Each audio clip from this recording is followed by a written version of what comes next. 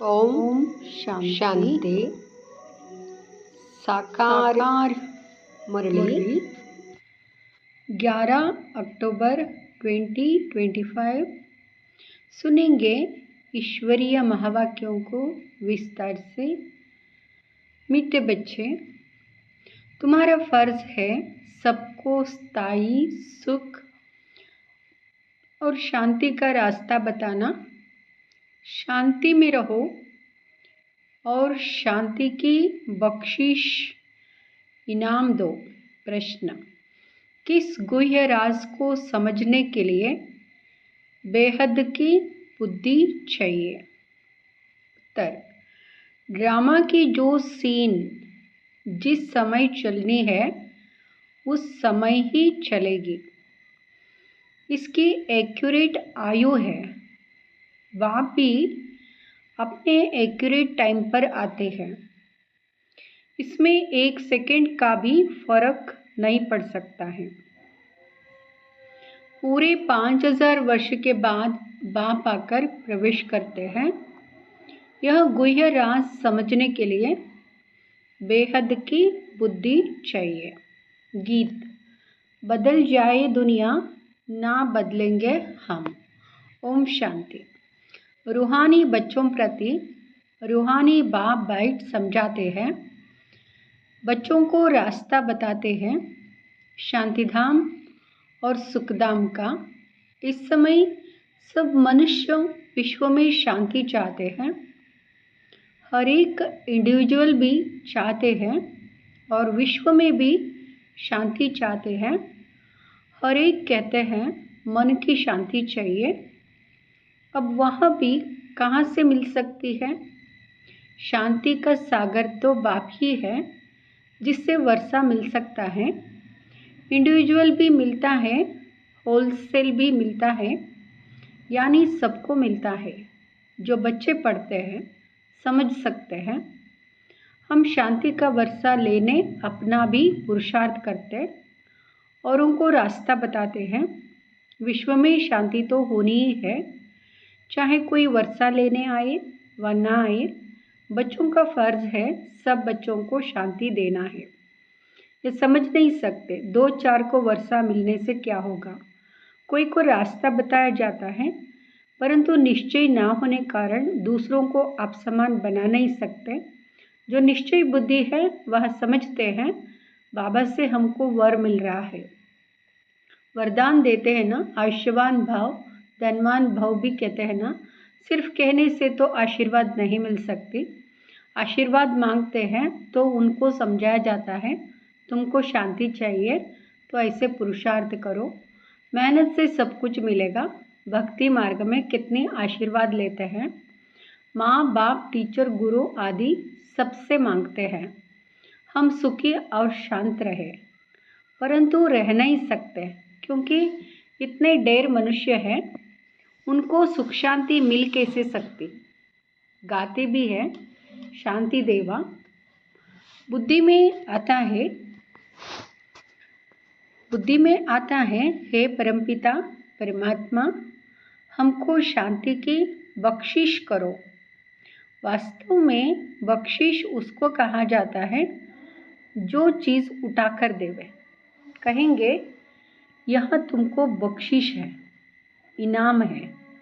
बाप कहते हैं बख्शिश कोई कितने भी करते हैं, धन की, मकान की, कपड़े आदि की करते हैं, वह हुआ दान पुण्य अल्पकाल के लिए। मनुष्य को देते हैं, साहूकार गरीब को अथवा साहूकार को देते आए हैं, परंतु यह तो है शांति और सुख स्थायी।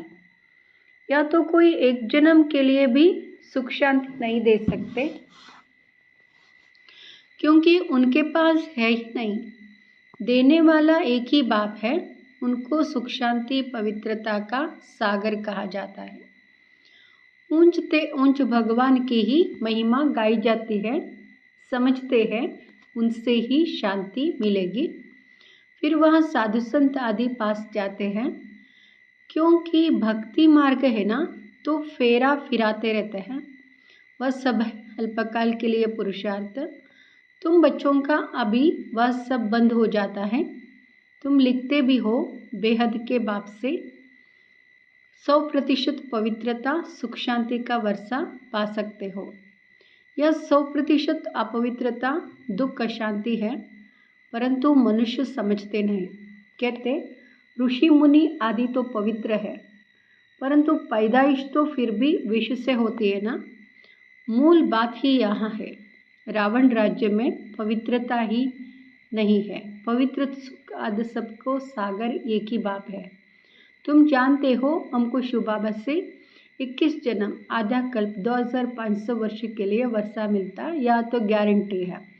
आधा कल्प सुख धाम, आधा कल्प है दुख धाम। सृष्टि के 2 भाग है, एक नई एक पुरानी। पुरानी नई कब, पुराना सब खत्म हो जाता है या भी जानते नहीं। जाड़ क्या इतनी एक्यूरेट बता ना सके। अभी बाप द्वारा तुम इस जाड़ को जानते हो। ये 5000 वर्ष का पुराना झाड़ है। इनकी एक्यूरेट आयु का तुमको पता है, और जो झाड़ होने हैं इनकी आयु का किसको पता नहीं होता। अंदाज बता देते हैं। तूफान आया, झाड़ गिरा, आयु पूरी हो गई। मनुष्यों का भी अचानक मौत होता रहता है। इस बेहद के झाड़ की आयु पूरे 5000 वर्ष है। इसमें एक दिन ना कम ना जास्ती हो सकता है। यह बना बनाया झाड़ है, इसमें फर्क नहीं पड़ सकता। ड्रामा में जो सीन जिस समय चलनी है उस समय ही चलेगी, हूबहू रिपीट होना है। आयु भी एक्यूरेट है। बाप को भी नई दुनिया स्थापन करने आना है। एक्यूरेट टाइम पर आते हैं, 1 सेकेंड का भी उसमें फर्क नहीं पड़ सकता। यहाँ भी अब तुम्हारी बेहद की बुद्धि हुई, तुम ही समझ सकते हो। पूरे 5000 वर्ष बाद बाप आकर प्रवेश करते हैं। इसलिए शिवरात्रि कहते हैं। कृष्ण के लिए जन्माष्टमी कहते हैं। कृष्ण के लिए जन्माष्टमी कहते हैं। शिव के लिए शिवरात्रि कहते हैं। शिव की रात्रि क्यों रात्रि कहते हैं? क्या अंधकार में आते हैं? शिव जन्माष्टमी नहीं कहते, शिव की रात्रि कहते हैं, क्योंकि अगर जन्म हो तो फिर मौत भी हो। मनुष्यों का जन्म दिन कहेंगे। शिव के लिए हमेशा शिवरात्रि कहते हैं। दुनिया में इन बातों का कुछ भी पता नहीं। तुम समझते हो शिवरात्रि क्यों कहते हैं, जन्माष्टमी क्यों नहीं कहते? उनका जन्म दिव्य अलौकिक है, जो और कोई का हो नहीं सकता। यह कोई जानते नहीं शिव बाबा कब कैसे आते हैं। शिवरात्रि का अर्थ क्या है तुम ही जानते हो। यहाँ है बेहद की रात। भक्ति की रात पूरी हो दिन होता है। ब्रह्मा की रात और दिन तो फिर ब्राह्मणों का भी हुआ। एक ब्रह्मा का खेल थोड़ा ही चलता है। अब तुम जानते हो। अब दिन शुरू होना है।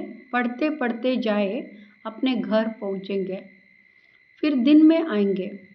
आधा कल्प दिन और आधा कल्प रात गाई जाती है, परंतु किसकी भी बुद्धि में नहीं आता।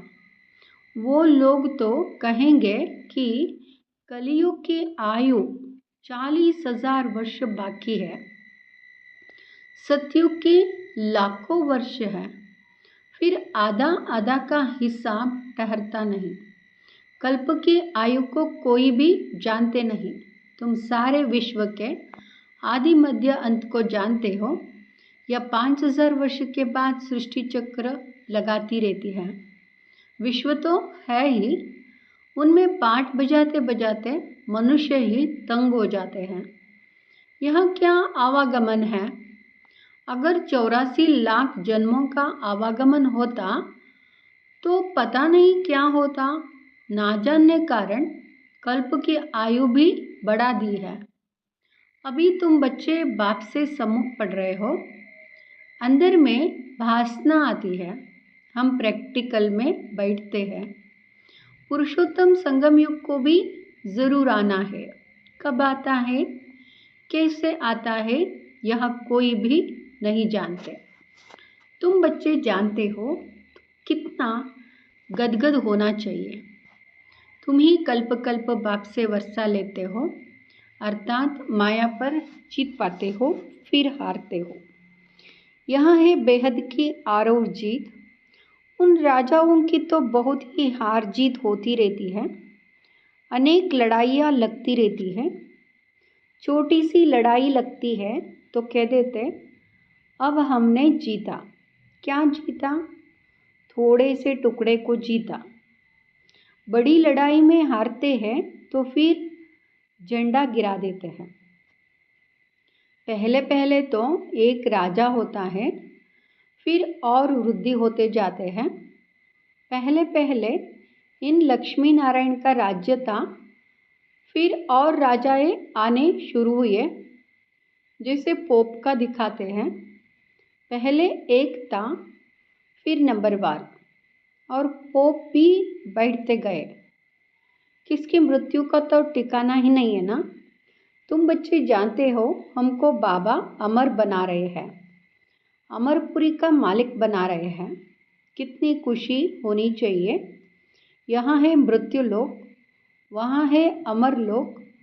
इन बातों को नया कोई समझ ना सके, उनको मज़ा नहीं आएगा जितना पुरानों को आएगा। दिन प्रतिदिन वृद्धि को पाते रहते हैं, निश्चय पक्का हो जाता है। इसमें सहनशीलता भी बहुत होनी चाहिए।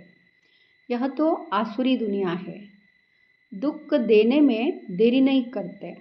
तुम्हारी आत्मा कहती है हम अभी बाबा की श्रीमत पर चल रहे हैं।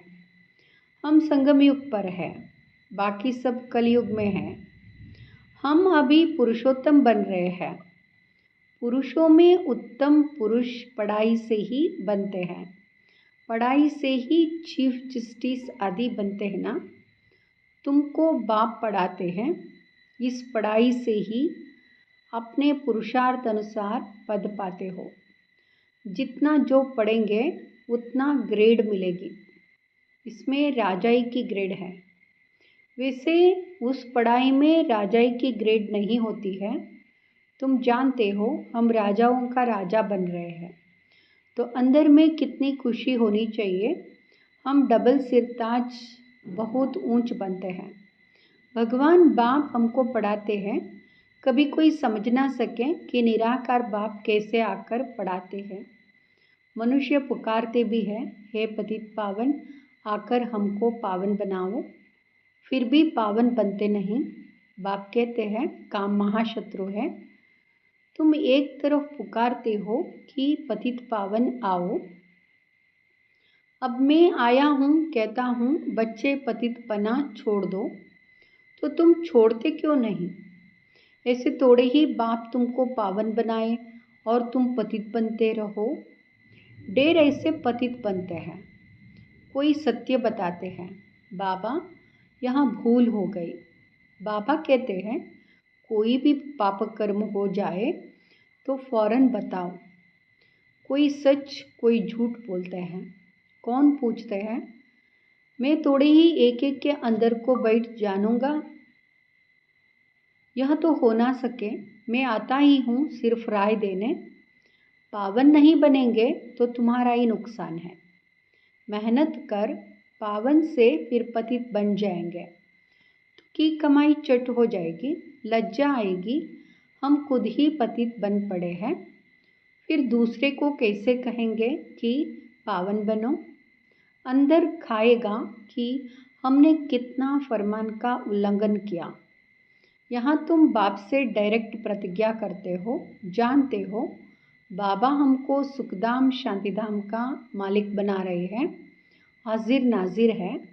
हम उनके सम्मुख बैठते हैं। इनमें पहले यहाँ नॉलेज थोड़ी ही थी, ना कोई गुरु ही था जिसने नॉलेज दी। अगर गुरु होता तो सिर्फ एक को ज्ञान देंगे क्या? गुरुओं के फॉलोअर्स तो बहुत होते हैं ना, एक थोड़े ही होगा। ये समझने की बात है ना। सतगुरु है ही एक, वहाँ हमको रास्ता बताते हैं, हम फिर दूसरों को बताते हैं। तुम सबको कहते हो बाप को याद करो, बस ऊंचते ऊंच बाप को याद करने से ही ऊंच पद मिलेगा। तुम राजाओं के राजा बनते हो, तुम्हारे पास अनगिनत धन होगा। तुम अपनी झोली भरते हो ना, तुम जानते हो बाबा हमारी झोली खूब भर रहे हैं। कहते हैं कुबेर के पास बहुत धन था। वास्तव में तुम हरे कुबेर हो। तुमको वैकुंठ रूपी खजाना मिल जाता है। खुदा दोस्त की भी कहानी है ना। उनको जो पहले मिलता था उसको एक दिन के लिए बादशाही देते थे। यह सब दृष्टांत है। अल्लाह माना बाप वहाँ अव्वल दिन रचता है, फिर साक्षात्कार हो जाता है। तुम जानते हो बरोबर हम योग बल से विश्व की बादशाही लेते हैं। अच्छा, मीठे मीठे सिकिलते बच्चों प्रति माता पिता बाप दादा का याद प्यार और गुड मॉर्निंग। रूहानी बाप की रूहानी बच्चों को नमस्ते। हम रूहानी बच्चों की रूहानी माता पिता बाप दादा को याद प्यार गुड मॉर्निंग नमस्ते। धारणा के लिए मुख्य सार। फर्स्ट, इस आसुरी दुनिया में बहुत बहुत सहनशील बनकर रहना है। कोई गाली दे दुख दे तो भी सहन करना है। बाप की श्रीमत कभी नहीं छोड़नी है। दूसरा, डायरेक्ट बाप ने पावन बनने का फरमान दिया, इसलिए कभी भी पतित नहीं बनना है। कभी कोई पाप हो तो छिपाना नहीं है। वरदान, एक नामी और एकानामी के पाठ द्वारा हलचल में भी अचल अडोल भाव। एक नामी और एकानामी के पाठ द्वारा हलचल में भी अचल अडोल भाव। समय प्रमाण वायुमंडल अशांति और हलचल का बढ़ता जा रहा है। ऐसे समय पर अचल अडोल रहने के लिए बुद्धि की लाइन बहुत क्लियर होनी चाहिए। इसके लिए समय प्रमाण टचिंग और कैचिंग पावर की आवश्यकता है। इसको बढ़ाने के लिए एक नामी और इकानमी वाले बनो। एक नामी इकानमी करने वाले बच्चों की लाइन क्लियर होने कारण डायरेक्शन को सहज कैच कर हलचल में भी अचल अडोल रहते हैं। स्लोगन, स्थूल सूक्ष्म कामनाओं का त्याग करो तब किसी भी बात का सामना कर सकेंगे। स्थूल सूक्ष्म कामनाओं का त्याग करो तब किसी भी बात का सामना कर सकेंगे। अव्यक्त इशारे, स्वयं और सर्व के प्रति मनसा द्वारा योग की शक्तियों का प्रयोग करो। अभी मनसा की क्वालिटी को बढ़ाओ तो क्वालिटी वाली आत्माएं समीप आएंगे। इसमें डबल सेवा है, स्व की भी और दूसरों की भी। स्व के लिए अलग मेहनत नहीं करनी पड़ेगी, प्रारब्ध प्राप्त है, ऐसी स्थित अनुभव होगी। समय की श्रेष्ठ प्रारब्ध है। ओम शांति।